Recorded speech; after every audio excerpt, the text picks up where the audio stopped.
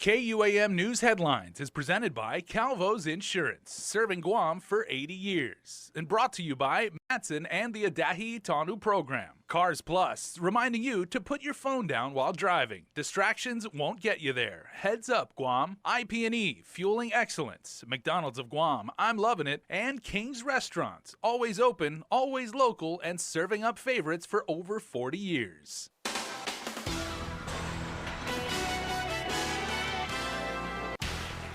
Now on your Primetime Monday, we bring you the very latest on Typhoon Hagibis and what the island can expect. Also, Guam has recorded its 14th traffic-related fatality of the year. And also tonight, our Chris Barnett has details from a recent Veterans Town Hall meeting. Good evening, everyone in Hawaii. I'm Jason Salas, and we begin with the very latest on Typhoon Hagibis. Hawaii, Guam is currently in condition of readiness 3. That was declared by the governor at 1 o'clock this afternoon. Likewise, the National Weather Service issued a tropical storm warning for Guam. Now, what we can expect, damaging winds of 39 to 57 miles per hour. That is expected within the next 48 hours. Also, according to the latest track, Typhoon Haggis is expected to make its closest point of approach to Guam late tonight or early Tuesday morning. Island residents should have already began making their necessary safety precautions, taking the necessary safety precautions, such as preparing their disaster preparedness kits, fueling your vehicles. Also, you should have cleaned some of the debris around your property. If you haven't done so, you should probably do that right now. Again, the CPA is now scheduled for sometime late tonight or early Tuesday morning. Guam is still in condition of readiness 3 and under a tropical storm warning. For the latest, go to KUAM.com or follow any of our social media platforms. Reporting for Guam News Network, I'm Sabrina Salas. That's it on. In other island news, Highway Patrol investigators are looking into what caused a fatal motorcycle crash in the capital. Police spokesperson Paul Tapao says a 23-year-old man has yet to be identified. The crash occurred along Route 4 near the Hagibis McDonald's at around 9:30 p.m. Saturday. The preliminary investigation determines the motorcyclist was traveling southbound in the outer lane when he ran off the road and hit a guardrail. The man was transported to GMH, where he later died on Sunday. His death is the 14th traffic-related fatality of the year 2019. Well, also on Saturday afternoon, a pair of men were rushed to GMH following this sewage tanker that turned over along San Dionisio Drive in Umatic. The tanker was headed south on Route 2 when it lost control and slid into a ditch. Village Mayor Johnny Kanata says the fire department used their Jaws of Life device to extricate the men. He also warns motorists to drive carefully in that area of the island. Well, only the mayor has the authority to appoint a municipal planning council, even if that mayor is behind bars. That is the gist of a legal opinion given to the Mayor's Council of Guam, as mayors has asked the Attorney General if they had the authority to appoint a council in the absence of a mayor from office, because they sought to swear in a 10-member municipal planning council since Jonya Mayor had failed to do so since taking office. Assistant AG Andrew Kenga replied no. Mayors had also asked if the mayor, Jesse Bloss, being jailed causes a vacancy in his office requiring special election. The AG's office, however, said it cannot definitively answer that question. Well, former Assistant Attorney General David Highsmith, in other news, is no longer with the AG's office. This comes by way of a release sent by that agency late this afternoon. Effective October the 2nd, Highsmith was no longer with the agency and no further comment would be given, as they said it's a personnel matter. Highsmith was arrested after he allegedly pushed Attorney Gary Gumatautau in early August. Attorney General Levin Camacho had asked Governor Lulian Guerrero to engage the services of an independent lawyer to review Highsmith's arrest report and decide to file criminal charges. However, the release sent today says to forward all inquiries about an independent attorney to the governor's office. Elsewhere, Congressman Michael Nicholas's Veterans Town Hall meeting featured a congressional delegation, and while the venue was packed for the event, only a handful of vets were actually able to ask questions. Chris Barnett has more. Give us our own hospital. That Naval Hospital or the CPOC right now does not meet our needs. And that was the tone of the town hall for the most part. With local veterans numbering in the tens of thousands on island, the need for a regional Veterans Administration office was again reiterated by those frustrated with the red tape and runaround Guam vets say they're getting. Even House Veterans Affairs Chair Congressman Mark Takano said the differences between Naval Hospital and Guam's Veterans Clinic, or CBOC, were stark. Guam Delegate Michael Nicholas saying the state of Hawaii has more to offer vets than the territory of Guam, and he says that isn't fair. I had some observations in Hawaii. I was getting a little upset in Hawaii, to be quite frank, based on what I was able to observe out there versus what I know is happening out here. The CODEL not mincing words when it comes to assessing Guam veterans' plight. Chairman Takano saying proposed improvements to the CBOC on the way won't be good enough. We see that the slow pace of building and the space that's necessary for the CBOC. And Ms. Brownlee commented to me that even with this additional space, we still think that's not going to be enough. California Rep. Julia Brownlee saying that local VA problems will only get worse if gaps in care for senior veterans are not dealt with on the federal level. Brownlee calling the aging of Vietnam veterans and the cost impact they'll have on the VA a silver tsunami. I'm not sure that we are really equipped to deal with the long-term care needs of our senior veterans. Concerns on the formatting of the town hall expressed by veterans beforehand were given life after more than a dozen vets who signed up to ask questions and share concerns were not given the opportunity to address the CODEL panel. Retired Marine Frank Beneventi spoke as San Nicolas tried to end the meeting. Please, we have your name. If you wrote your question down, we have your question. But if you'd like to have us sit down with you to elaborately write out what your concerns are, we will make sure that we get them into the hands of the chairman with respect to this town hall.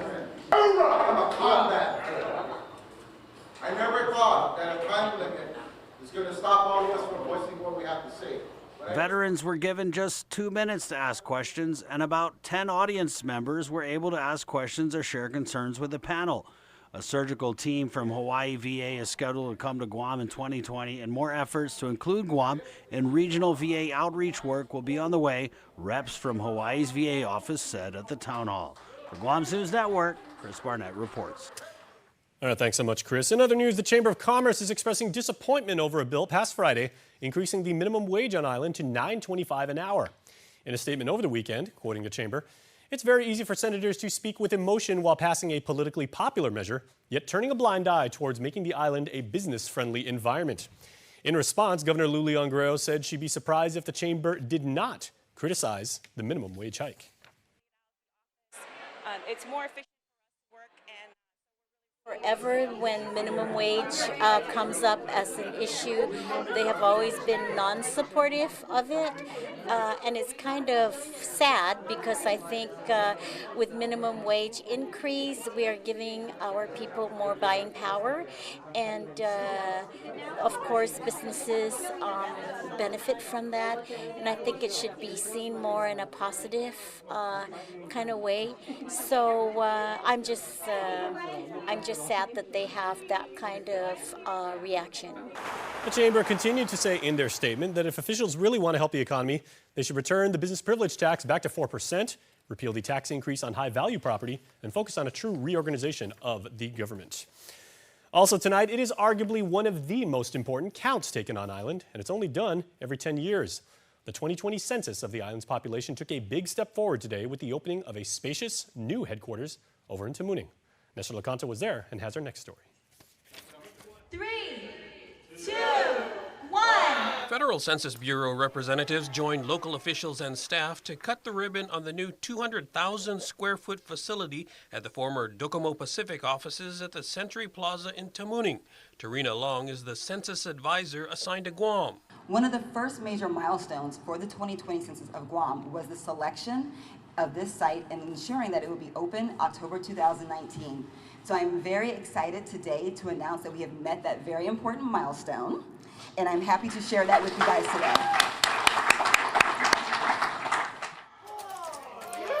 The Census Bureau will conduct the number of people who live here, which in turn helps determine how much in various federal funding programs Guam will be eligible for.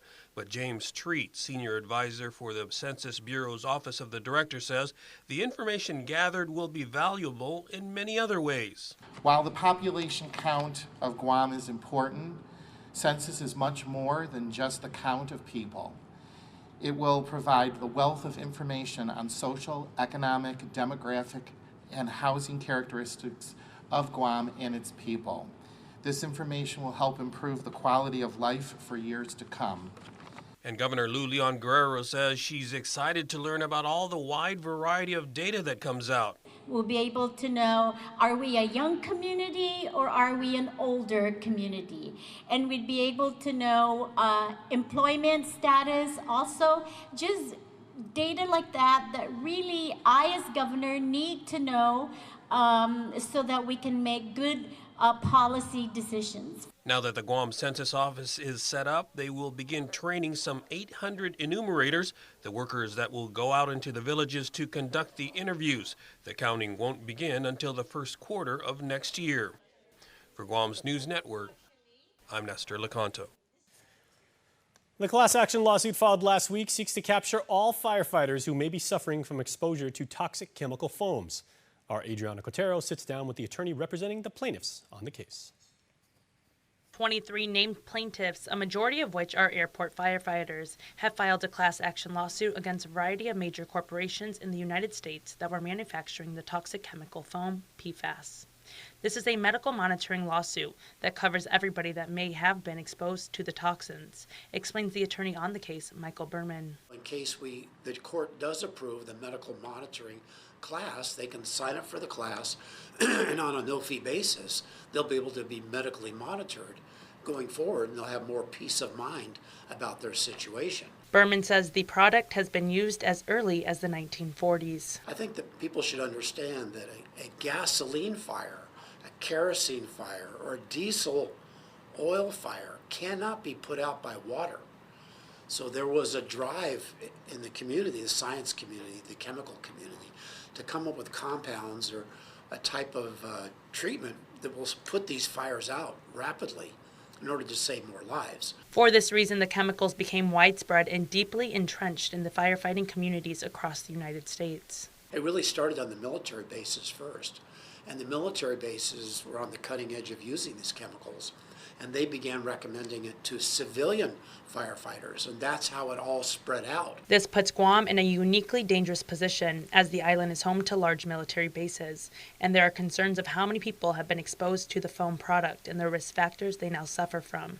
Berman says several of his clients have thyroid problems, and that is a prevalent issue connected to the foam. I have approximately 30 people who've come to me and given me their medical reports, and there is a sizable portion of those that are suffering right now from ailments directly connected to this. 23 clients now, but Berman says it could easily reach in the hundreds. The next step is all these cases all across the United States have been consolidated into multi-district litigation. There's one federal court in South Carolina that has been designated as the MDL. Those that were injured in direct connection to the toxins and determined from the medical monitoring would then result in more cases to follow. Reporting for Guam's News Network, I'm Adriana Cotero. All right, everybody, please stay with us because we are going to take a quick commercial break. But for the very latest with what's going on with Super Typhoon Hagibis, make sure to check us out on YouTube, KUAM.com. Check us out after this. Get up-to-the-minute news, plus access to alerts, streaming radio, promotions, and more on your mobile device by downloading the KUAM News mobile app, available at the App Store now.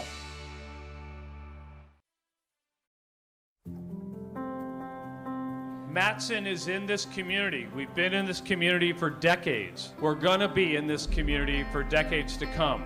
Things will get busy, things will get quiet, but we're going to be here. We're your hometown carrier. And that matters to us.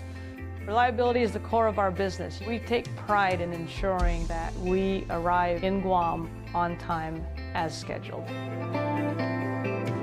It's our local employees who understand the market, who understand the business, and provide that hard work for you each and every day. When we hold ourselves to high standards, our customers also hold us to high standards. We establish good business relationships that turn into friendships. That's why it's so important to be here and be trusted by your customers. We want you to trust Matson like your friend, like your family.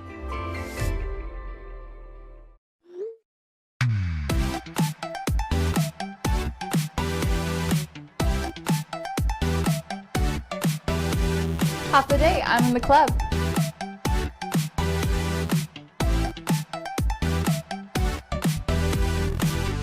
Half a day, welcome to Two Lovers Point. Half a day, I'm in the club.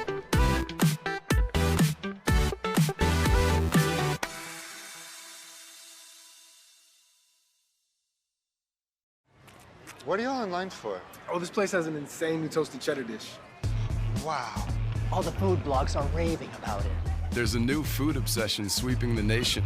They toast the cheddar in a cool way, but not like an obvious cool way. And there's only one place to get it. A toasted cheddar chalupa. Incredible. This place is gonna be big. Toasted cheddar baked on the shell of a chalupa. The all-new Toasted Cheddar Chalupa. Only at Taco Bell. It's a special delivery to your inbox every week with your KUAM News Roundup, program advisories, and promotions. Sign up for the weekly KUAM Digital Digest today on KUAM.com. Jesse Marcason did not challenge the government's sentencing request. However, Judge Francis Tidinku Gatewood did. The defendant appeared in district court and was sentenced to 21 months in prison, followed by 3 years of a supervised release. It was in 2014 that Marcason called in a hoax bomb threat, and today in federal court, the defendant requested for his sentence to run concurrently with his local jail time, and the government agreed to the terms, yet the court ultimately denied his request and his federal sentence was ordered to run consecutively. Marcason has 3 years and 11 months behind bars for a robbery case that he entered a plea agreement on in Superior Court. As well, he's got a pending burglary case scheduled to enter a plea for at the end of the month. Elsewhere, David Sablan, Cecile Suda, and Rollin Selvage head to trial this week in Superior Court. Jury was selected today in Judge Anita Sokola's courtroom. Tomorrow, opening statements from both parties are expected to begin, with the three defendants being former GURA board members that face conspiracy charges as a misdemeanor. They are accused for holding secret board meetings that included discussions of how to vote on awards for millions of dollars worth of low-income housing tax credits in the year 2012. Well, committee chair people for the Festival of Pacific Arts for Guam's 2020 delegation to the Aloha State have been named. The chairs for the four committees will oversee the programs Guams will be participating in during the 13th Festival of Pacific Arts in June 10 to the 21st. Dr. Judy Flores chairs the Demonstration and Exhibitions Committee, overseeing visual, culinary, and floral arts, canoe voyaging, healing arts, films, tattooing, and others. Dr. Michael Bavacqua is the Literary Arms Chair, overseeing publications and Indigenous language. Eileen Memo is Performing Arts Chair, overseeing traditional song, chants, and dance. Marie Barcinas is named the Special Events and Activities Chair. Youth Ambassadors, Canoe Regatta, Underground Cook-Off, workshops, and seminars are under her jurisdiction. Well, October the 5th through the 12th is Fire Prevention Week, and over the weekend, a kickoff was held downtown at the Agena Shopping Center. GFD and several stakeholders set up static displays, interactive games, demonstrations, and much more. Not every hero wears a cape. Plan and practice your escape is the theme for this year. It concludes with a finale at the Micronesia Mall, Saturday, starting at 10 in the morning. Well, October has also been proclaimed Farm to School Month. During a signing ceremony at Adaloop, the Department of Education announced it is partnering with the Economic Development Authority and local farmers to bring more local produce into school cafeterias. GDOE Deputy Superintendent Dr. Kelly Sokola explains this latest initiative to get students to make healthy choices. Mr. Ed Camacho, one of the most important things about education is when we teach our kids, we want to make it very relevant to them. And what's more relevant than having food that is grown here on Guam and to enjoy that food that they probably already enjoy at home. So we want to make sure that they have that available to them at school as well. The Good Doctor says there are approximately 30,000 students participating in the school lunch program, equating to some 130,000 meals every week. Sports is coming up next, so please stay tuned. W's on the way. You didn't ask for it, but boy, are you gonna want it. Introducing the new stuffed Cheez-It pizza from Pizza Hut. You're welcome.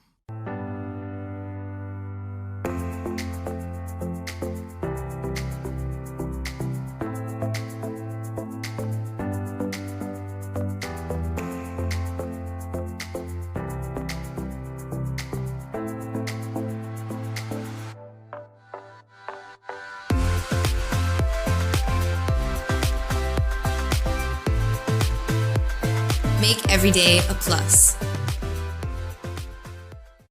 Half a day, hungry drivers. Are you spending more time on the road? Shell has teamed up with Wendy's so you can buy fuel and eat free. Just fuel up 7 gallons at any Shell station and get a coupon for a Wendy's cheeseburger or chicken nuggets. Or use 2 coupons to redeem a Wendy's cheeseburger meal with fries and a drink. Fuel up at Shell today because this deal won't last long. Quality service, fuel, and food from Shell and Wendy's.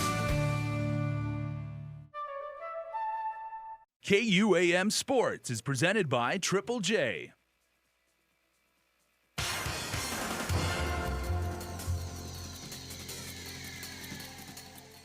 What's up, Guam? Dave Delgado here for KUAM Sports. Thanks for watching. We get the show started tonight with some basketball news out of the Guam Basketball Confederation as the organization was presented with a resolution. Check it out. The Guam Basketball Confederation received a legislative resolution over the weekend from Senators Jose Pito Terlahi, Will Castro, Luis Muña, and Speaker Tina Muña Barnes. The presentation was held at the Guam National Training Center in Tinian. GBC President E.J. Calvo and other board members from the Federation took the senators around for a tour at the training facility to show the improvements the GBC has made. I'm appreciative that they recognize our hard work. It's not only about winning at the senior national level and competing against the world, but about teaching the young players on Guam how to play the sport the right way and just stay focused on something positive like basketball. It could open up the world for a lot of our young players coming up. The National Training Center provides junior and senior national team players a place to hone their skills and prepare for local and international competitions.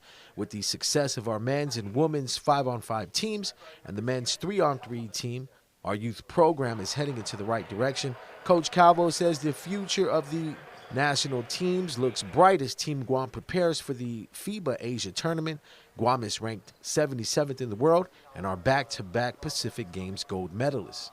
Just like any other sports organization, we have our struggles to fund our national program, to maintain facilities and improve upon our facilities, and we're excited and hopeful that this momentum will continue to grow and we'll be able to improve even more opportunities for young players and most importantly groom our national players to represent Guam proudly, and it's been going well, and we just hope to continue this mission. In tennis news, the ASC Family Classic Tennis Tournament is back. The tournament will run from October 11th through November 10th, beginning with the junior events, co-ed U8 and U10, boys and girls U12, U14, U16, and U18. The deadline to enter the juniors events is on Tuesday, October 8th at 5 p.m. Matches will be played at the Rick Nanette Tennis Center and the Sheraton Laguna Guam Resort. To register and for more information, visit tennisacademyguam.com or contact Tournament Director Josh Cepeda at 483-8524. The Napa Rovers Masters claimed its 7th championship title in 9 seasons of the Bud Light Co-ed Masters Soccer League after defeating 2018 champions Bank of Guam Strikers Masters 3-1. The number 4 ranked team finished the regular season with 5 wins, 2 losses, and 1 draw, enjoying a perfect run in the playoffs, including knocking out a previously undefeated Eurocar FC team in the semifinals. This season's Golden Boot Award winner was Yu Tanabe from Eurocar FC, and Golden Glove winner was Robert Tran for being the league's top goalkeeper, also from Eurocar FC.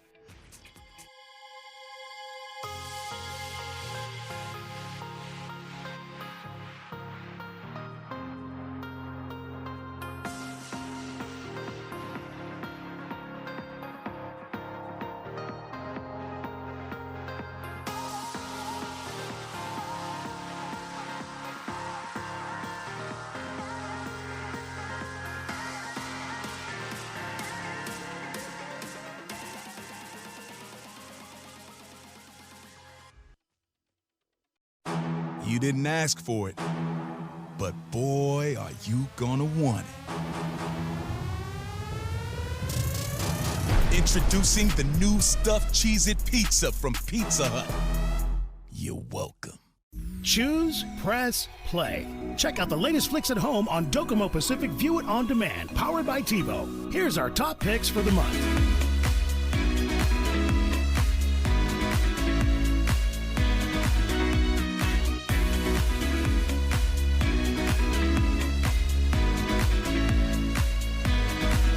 Choose, press, play, and enjoy endless entertainment with View It On Demand, powered by TiVo on Docomo Pacific. Better together.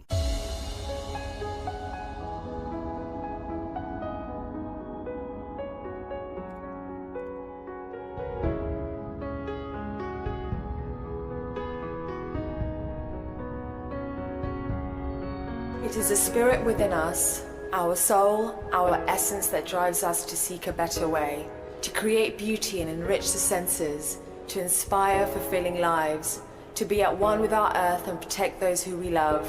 Only by taking on challenges do we change the world for the better.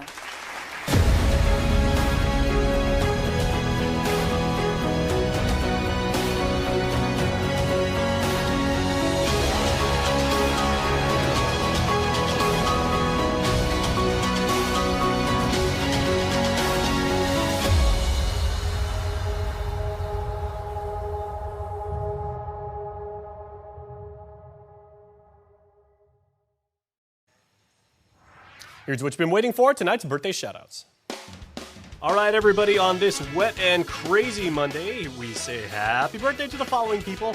Matthew Chargaloff leads us off, and Dad/Pampa/Uncle Matt. This comes from Chrissy, Dylan, Matt, Ethan, Shay, MJ, and your granddaughter, Kiani Joy. Also, happy birthday number 6 to Madison Grace Leon Guerrero. Maddie Grace, we hope you have an awesome day, and we love you, says your family. Happy 10th birthday to Aria Iglesias. Welcome to the double-digit world from Daddy, Mommy, Gavin, Brianna, and the rest of the family. Also, happy birthday wishes to Ava Faith Daniel. Ava turned 6 today, and your entire family is sending all of their love. It is also a wonderful birthday for Octavia Camacho. Happy birthday, Octavia, my partner Larry, and our godson, Zach. Happy birthday to Cohen, otherwise known as Cohen Umagat. Happy birthday from your family. And Julie Ann DeGracia. Happy birthday to you from all of your loving friends. We got a single belated birthday wish to send out tonight, and this special birthday is shared by Noah John Rosalind. Happy birthday to our son Noah. We love you to the moon and back. We hope you enjoy your day. Say Mom, Dad, and all your brothers. Stay safe, everybody. Stay dry, and have a happy birthday. And as always, to register for the Cold Stone Creamery Birthday Club, just go to KUAM.com. Please stay tuned. There's more coming up. We'll see you tomorrow night.